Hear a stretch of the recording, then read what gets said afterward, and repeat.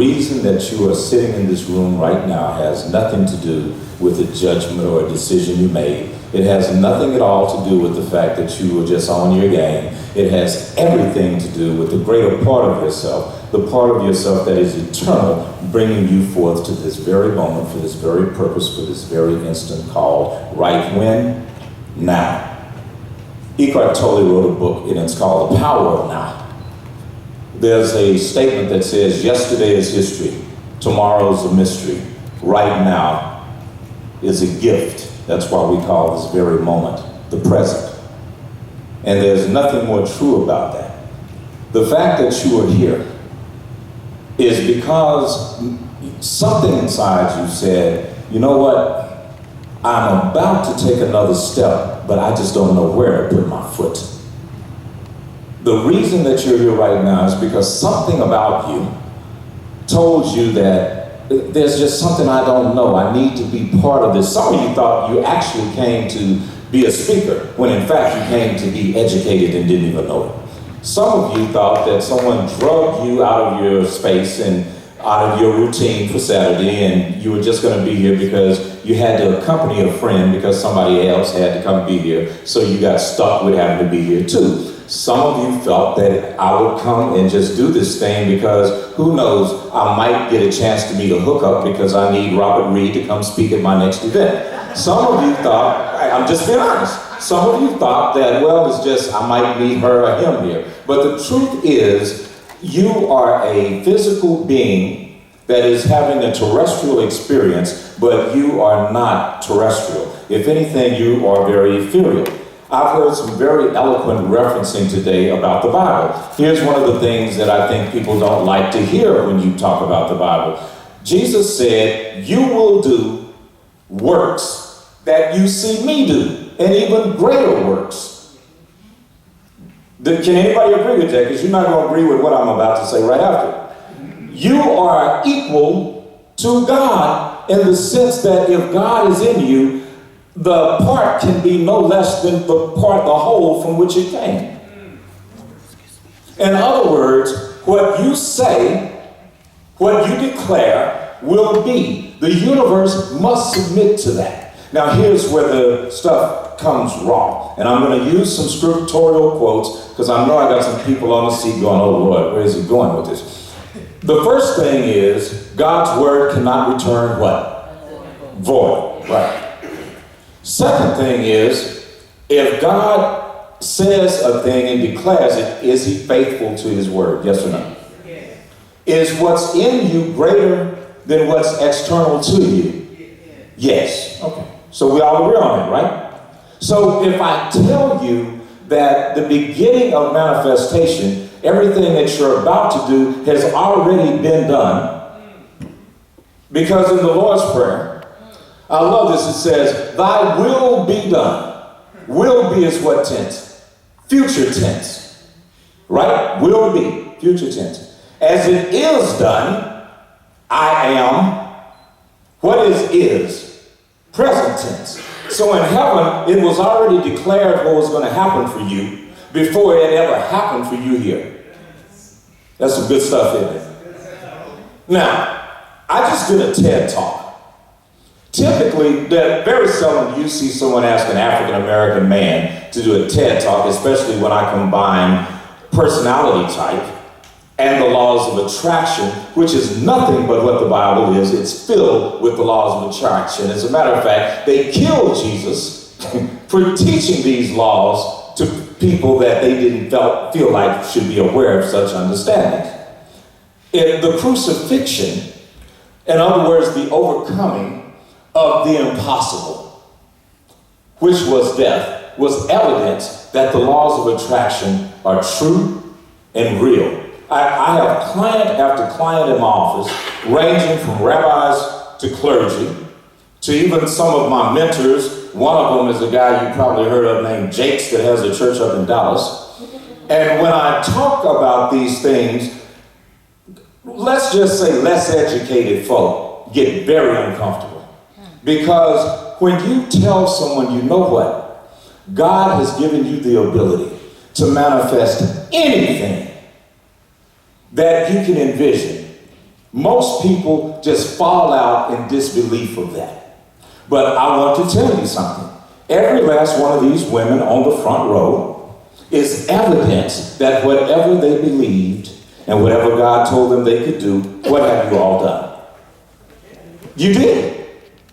And then when you stop and think, what are the odds of being in a room where you have people in this room that manifested unlimited things with just a little something to work with?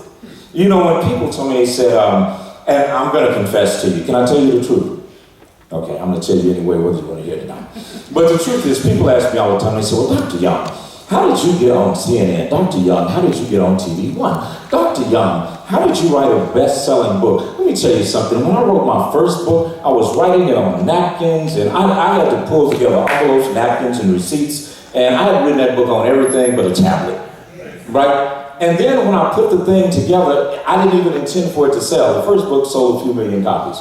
So then the next book I wrote it because I was, what was I going through? I dated a crazy chick. And then, yeah, tell the truth. And so when I'm writing this book, I didn't expect it to do anything. I'm driving, doing an interview in Austin, Texas. I get a phone call. They say, hi, this is Derek Langham with the Associated Press. They asked me, have you ever heard of the show The Bachelor? I lied, yes. And then, well, I'm in church, I can't say that I really watched that. But the truth is, the next day, my publicist called me. He said, have you looked at the news? And I said, well, no, why? He said, you are in 17,000 newspapers in 26 languages because I offered my opinion about why Jake broke up with Vienna. I don't know who Jake is or Vienna. But I do know that God will do more by accident than you can do on purpose.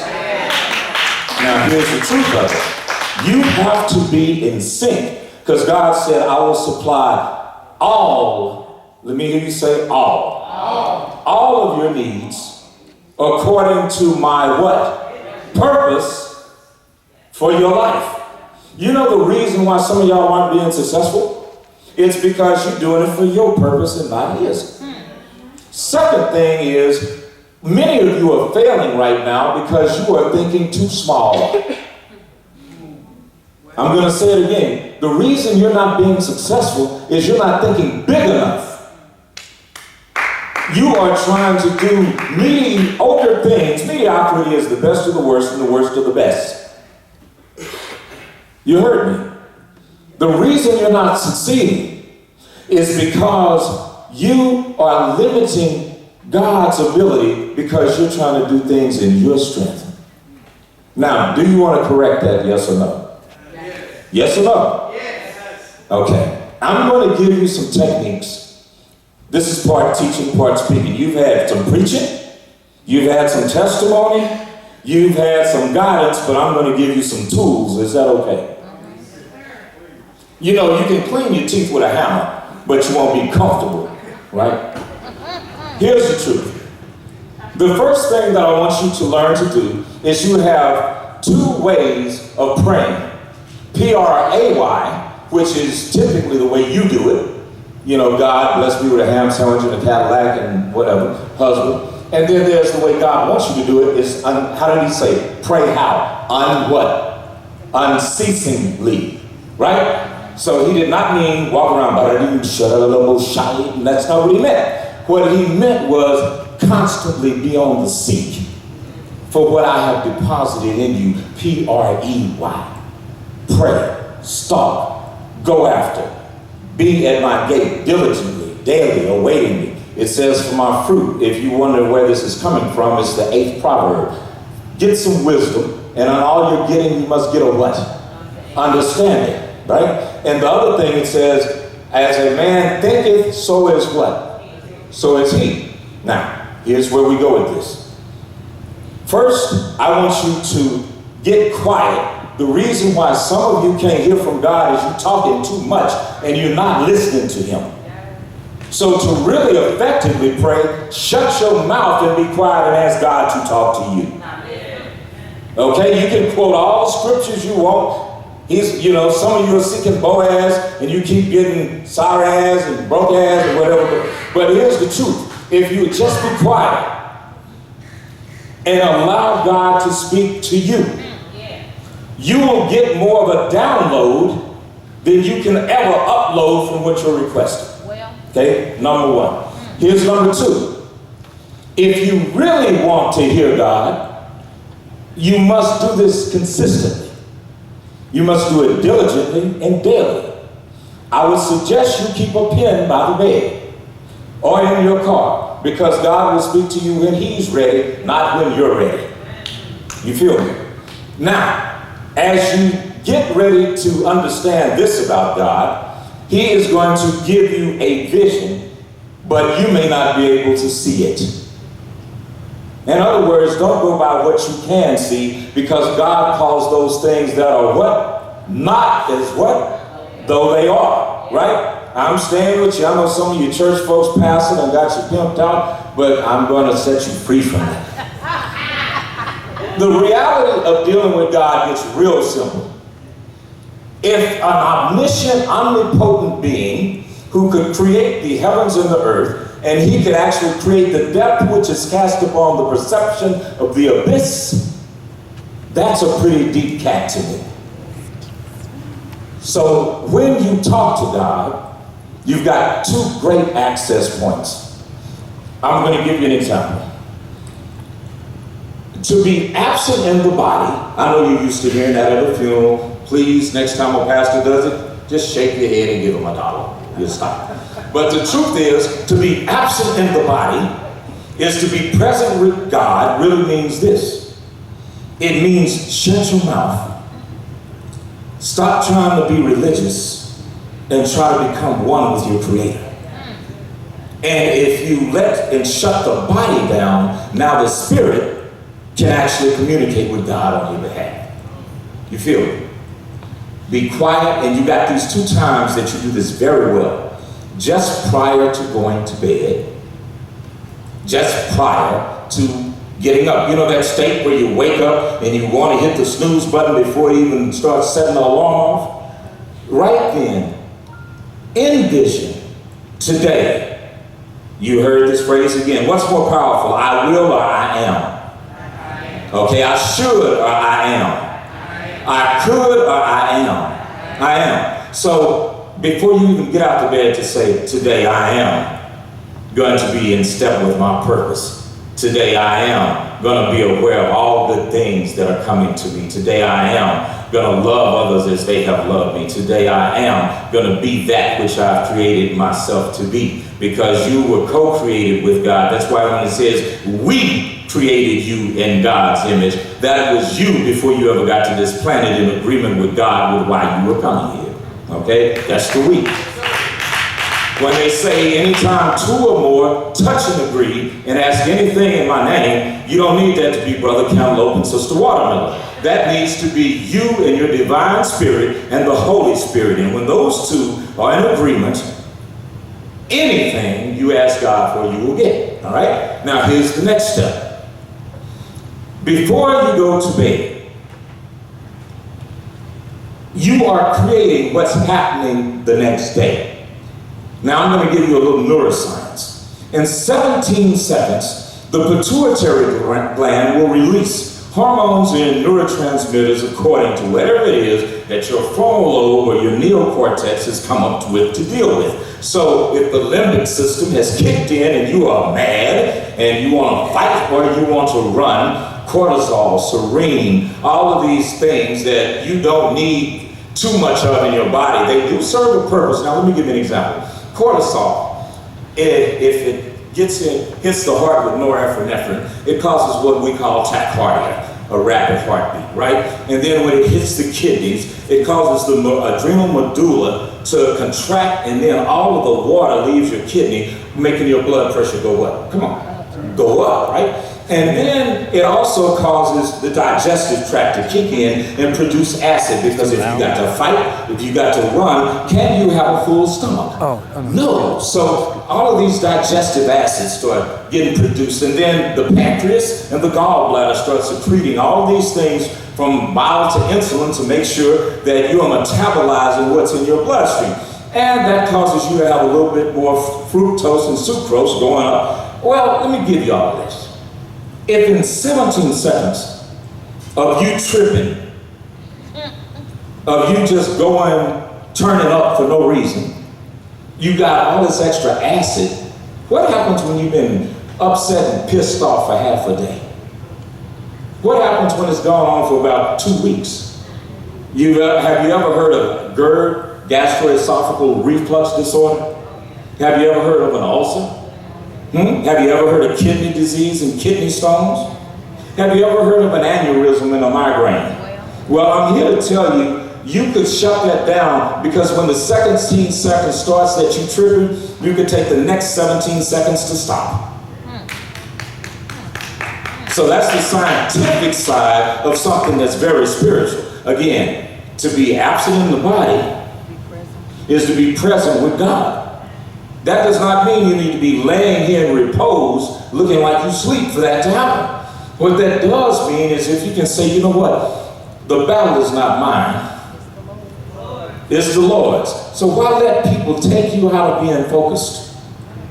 If right at this time you say, Rico, you know what, God, this 360 summit, show me what you see.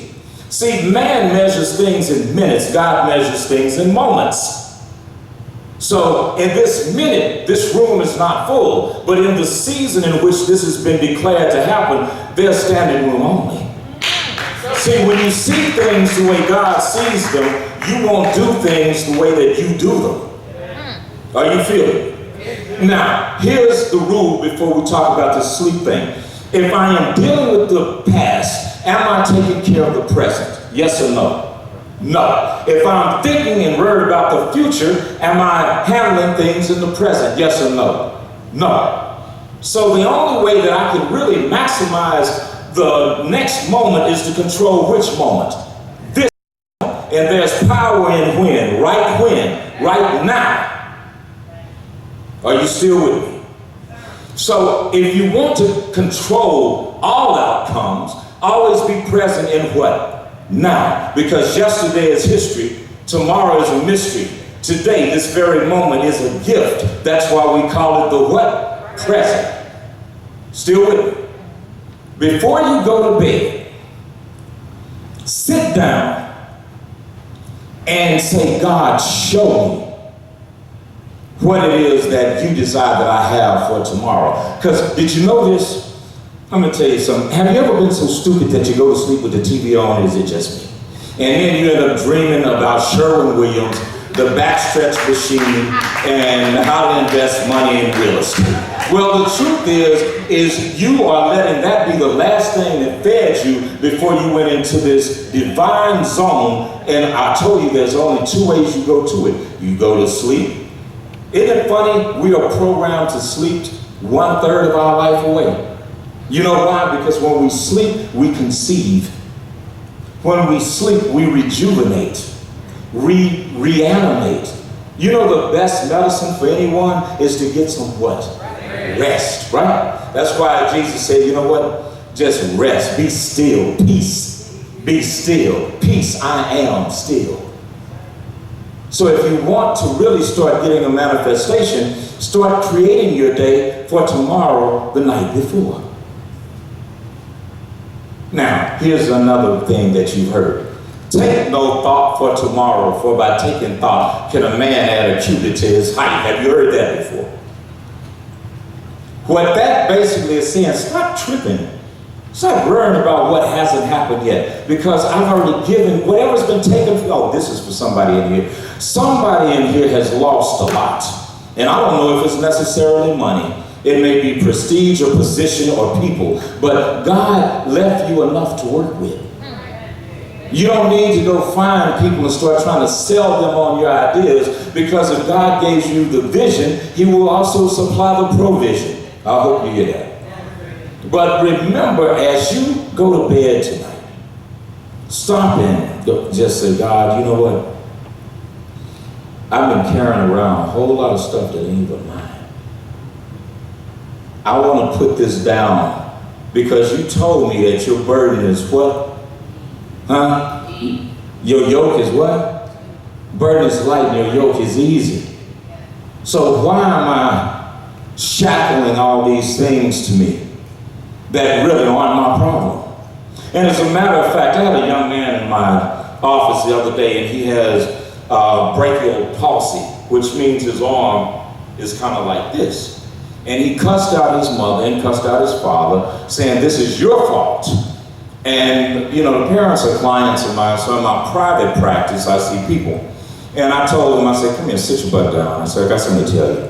I said, "Are you mad about your arm?" And he said, "Well, yeah." I said, "Well, you need to blame God for that." He looked at me. And I said, "I'm serious." I said, "See, sometimes God gives someone the gift of basketball. Other people, he gives the gift of football. Other people, the gift of music." I said, "But he gave you this arm."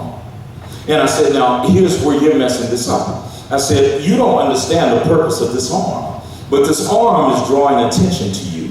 And it's also giving you an investment because tall trees have what? Deep roots." And I said, what this arm has done is it's let you be persecuted as a child. So when you talk to those who have been persecuted, you can relate to them. I said, you see, this arm has made you have to work a little harder than everybody else, just do what everybody else does. So when you talk to those who can't do what you do or what others do as easily as they do it, you can understand. I said, this arm causes people to notice your imperfections right up front, because some people, you can't see their imperfections because you know this, a wise man can see more from the bottom of a pit than a fool can see from the top of a mountain, right? So what starts happening is the kid starts listening, and I said, now let me tell you something.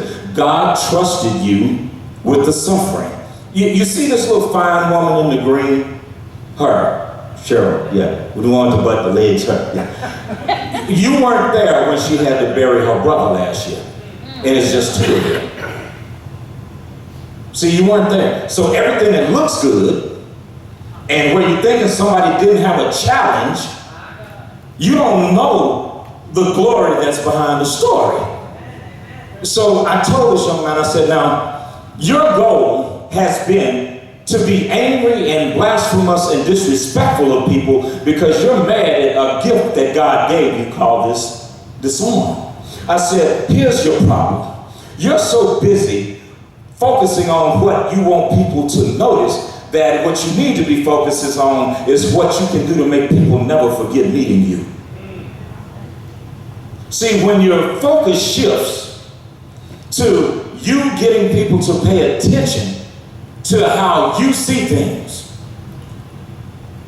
instead of how things need to be seen because you're present. See, when you want the things you look at to change, you must change the way you look at things. When you want the things you look at to change, you must change the way that you look at things. Now, the people that are in your life and the ones that are getting on your last nerve, yes, them, they are there as organic, living, moving mirrors for you to see what's being reflected in your character that you need to work on. So for some of you who want to go and cuss somebody out and slap them upside their head tomorrow at work, that person has been sent to you for you to evolve, because it says when the enemy, and this is the most, it makes me mad when I hear a preacher misquote this. When the enemy comes in like a raging flood, God will what? Raise up a standard. They put the comma, they leave the comma out. Rico, they leave the comma out. See, the comma is supposed to be here. When the enemy comes in, comma. Like a raging flood, God will raise up a standard. Isn't it funny where if you just pause at a certain place, you will perceive something totally different, right? So when the enemy comes in, comma, like a raging flood, God will raise up a standard. Can you stop a raging flood? So can you stop what God has put in you then? Because what God has blessed cannot be what? Cannot be cursed. If God be for you, who can be what? Against you? Does any of that sound familiar to you? And all you're getting, get a good understanding. It says, bring into captivity every wild and disobedient and illusory thought, and bring it into the subjective purpose of Christ, right? Let me give you some new definitions. What if sin means doing everything against that which goes against your highest of good. What if you take the condemnation off the word and look at it like a warning that, you know what, you're about to miss your blessing. That's what sin really is missing your blessing. When you are not operating in the manner in which you were created to operate, that means that you're trying to clean your teeth with a hammer. You're going to get suffering, you're going to get pain, you may get what appears to be the same result, but it won't be the same outcome. Does that make sense to you? Then here's the last part of this. How many of you are tired of being tired? How many of you really want to get what God has for you? Well, here's one thing you can do. First, you can let go of that which you've given yourself. Stop settling for less than what you're capable of doing. Stop being less than what you're capable of doing. The second thing is, your blessing isn't housed in another person. It may be, and a lot of you, this is, oh God, this is for somebody. You are confusing witnesses with supporters. Some people are not meant to help you, they're meant to be a witness to what's going on with you. So while you all are mad at them, they were never meant to help you to begin with. No matter what promise they made you or what promise you asked of them, they are just a witness. Some of you are confusing constituents with comrades. And some of you are confusing comrades with colleagues. You know what I'm saying? Because see, you and I can be constituents. Don't mean I like you. We just hate the same thing. And see, some of us can be comrades just because we're in the same place at the same time. Stop calling everybody your friend. These people are friendly, baby. They are not your friends. What a friend you have in Jesus, right? So the last part of this conversation is, if you want what God has for you, you have to start looking where it was deposited, and that's within yourself. You don't need, and I'm not going to tell you don't do a business plan. You need to do a feasibility study because some of your ideas are about as stupid as I don't know what. But that's how you get to the good idea, is going through all the bad ones. Some of you are quitting, and here's the prize right here. And you get right here. That's why this race goes to one that endures. And if you just stop trying to do it in your strength, you could rest and renew your strength and get up and be like an eagle and fly straight to what God has for you. But you keep trying to do this your way. God's ways are not your ways. Just like the heavens are above the earth, his ways to your ways and his thoughts to your thoughts. And lastly, stop limiting God. Just because you can't do it does not mean it cannot be done. And here is the very last thing I'm going to tell you, and I need you to hear it. Just because you can't see it does not mean it's not there. The reason why you cannot perceive the unperceivable is because you are so busy looking through your eyes and not asking God to show you his vision. Be one with that which you were created to be.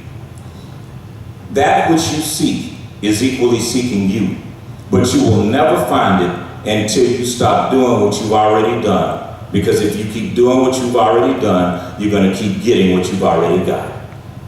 Stop doing it your way and try it God's way. His plan is already blessed. Have a great day.